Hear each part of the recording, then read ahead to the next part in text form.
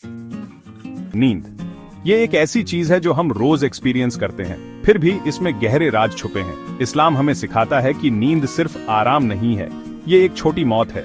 ये कंसेप्ट थोड़ा अजीब लग सकता है, लेकिन ये हमारी जिंदगी की गहरी समझ देता है। जब हम सोते हैं, हमारा शरीर रेस्ट करता है, हमारा दिमाग दुनिया से डिस्कनेक्ट हो जाता है। ये हालत मौत को एक सबटल तरीके से दिखाती है। कुरान, इस्लाम की पवित्र किताब, इस बारे में बताती है। ये कहती है कि अल्लाह सोते वक्त हमारी रूह अपने पास बुला लेते हैं। जब हम जागते हैं तो वो उसे हमारे शरीर में वापस भेज देते हैं। ये जुदाई टेम्परेरी होती है। ये एक झलक है कि मौत के बाद क्या होता है। रूह, हमारे होने का असली मतलब, शरीर से निकल जाती है। ये एक अलग दुनिया में चली जाती है। ये दुनिया हमारी समझ से परे है, फिर भी नींद हमें उसकी हकीकत का एहसास दिलाती है। इसलिए नींद सिर्फ एक बायोलॉजिकल जरूरत नहीं है, ये एक स्पिरिचुअल एक्सपीरियंस है। ये हमें हमारी मृत्यु दर का एहसास दिलाती है। ये उस आफ्टर लाइफ की तरफ इशारा करती है जो हम सबका इंतजार कर रही है। नींद के दौरान रूह का जाना एक इंटरेस्टिंग कॉन्सेप्ट है। ये कई सवाल पैदा करता है। शरीर से निकलने के बाद रूह का क्या होता है? ये कहां जाती है? ये कैसे वापस आती है? इस्लाम इन सवालों पर गाइडेंस देता है। ये हमें सिखाता है कि रूह शरीर से अलग चीज है।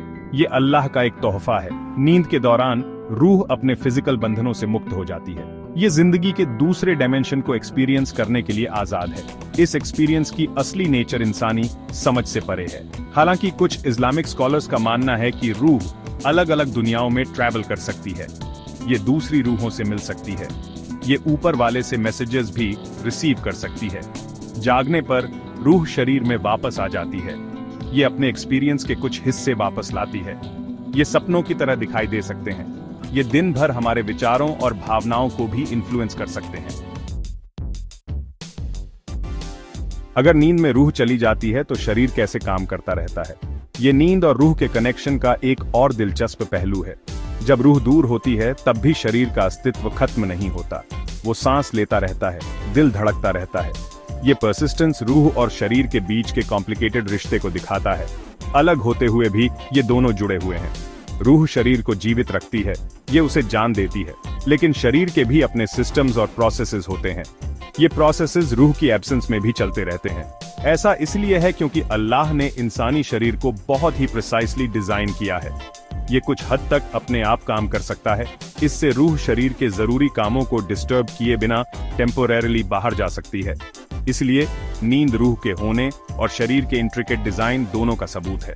ये उस डेलिकेट बैलेंस को हाईलाइट करता है जो अल्लाह ने हमारे अंदर बनाया है।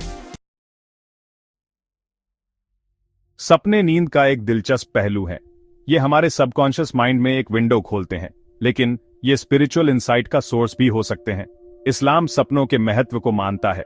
ये उन्हें 3 तरह के बताता है: सच्चे सपने या रूया। माना जाता है कि ये अल्लाह के मैसेजेस होते हैं। इनमें अक्सर गाइडेंस, वार्निंग्स या खुशखबरी होती है।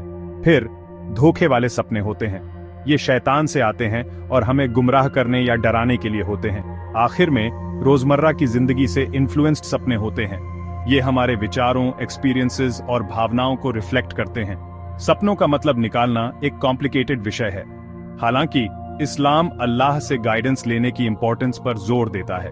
ये हमें अपने सपनों पर रिफ्लेक्ट करने और उनके पॉसिबल मीनिंग को समझने के लिए भी इनकरेज करता है। सपने हमारे स्पिरिचुअल जर्नी में गहरी इंसाइट्स दे सकते हैं। ये हमें अपने इनर सेल्फ और अल्लाह से कनेक्ट करने में मदद कर सकते हैं। इस सीन में हम इस्लामिक टीचिंग्स और साइंटिफिक डिस्कवरीज के बीच के कॉमन ग्राउंड को एक्सप्लोर करेंगे। ये देखना बहुत इंटरेस्टिंग है कि कैसे सदियों से दोनों ही दुनिया को समझने में मदद करते आए हैं। फेथ और रीजन के बीच के गैप को ब्रिज करके हम दोनों पर्सपेक्टिव्स के नॉलेज की रिचनेस और डेप्थ को अप्रिशिएट कर सकते हैं। तो चलिए उन इंसाइट्स में डाइव करते हैं जो इन दोनों दुनियाओं को एक साथ लाने पर सामने आती हैं। जिंदगी के बड़े ताने बाने में जिंदगी और मौत एक ही सिक्के के 2 पहलू हैं। ये इंटरकनेक्टेड हैं, एक दूसरे को मीनिंग देते हैं। जैसे रात के बाद दिन आता है, वैसे ही जिंदगी के बाद मौत आती है, एक कंटिन्यूअस साइकिल बनाते हुए। ये साइकिल, जिसे अक्सर एक रहस्य माना जाता है, हमारी रियलिटी का एक फंडामेंटल पहलू है।